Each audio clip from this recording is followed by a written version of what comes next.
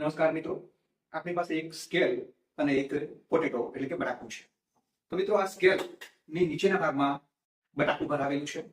હવે મિત્રો જ્યારે આ સ્કેલ ઉપર હથોડી વડે ફટકો મારવામાં આવે ત્યારે બટાકું કઈ સ્થિતિમાં રહે છે તે આપણે જોઈએ. તો મિત્રો અહીંયા જ્યારે સ્કેલ પર ફટકો મારવામાં આવે છે તો આપણે જોઈ રહ્યા છીએ કે બટાકું છે એ ધીમે ધીમે ઉપરના ભાગમાં ચડે છે. મિત્રો તમે ધ્યાનથી જોશો તો બટાકું સૌથી નીચેના ભાગમાં આપણે ત્યાંથી ધીમે ધીમે ઉપરના ભાગમાં આવે છે. તો મિત્રો આવું શા માટે થાય છે તમારે કોમેન્ટમાં જણાવવાનું છે.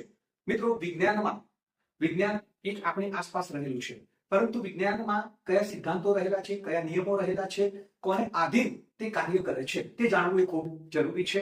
અને મિત્રો આવા નાના નાના પ્રયોગો દ્વારા જ આપણે વિજ્ઞાનનું રહસ્ય જાણી શકીએ છીએ અને એના દ્વારા એના નિયમો અને સિદ્ધાંતો આપણને યાદ રહે છે. તો મિત્રો જો આપણે આવા નાના નાના પ્રયોગો દ્વારા આપણે વિજ્ઞાનને યાદ રાખીશું તો વિજ્ઞાન આપણને સરળતાથી યાદ રહેશે. તો આ જ પ્રકારના વિડીયો, આ જ પ્રકારનું સાયન્સ ફેક્ટ જોવા માટે આ ચેનલને સબસ્ક્રાઇબ કરો, લાઈક કરો તેમજ શેર કરો.